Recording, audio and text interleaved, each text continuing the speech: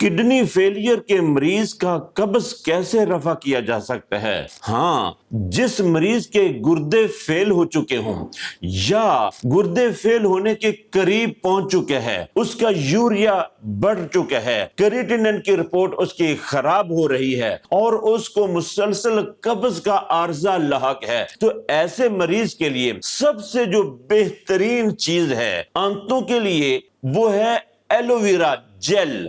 Aloe vera juice, aloe vera کوار گندل یعنی گھی کوار، ایلو ویرا کا جوس آدھا کپ صبح آدھا کپ شام، خالی پیٹ اس کو پلایا جائے۔ اور اگر جوس نہ میسر ہو سکے تو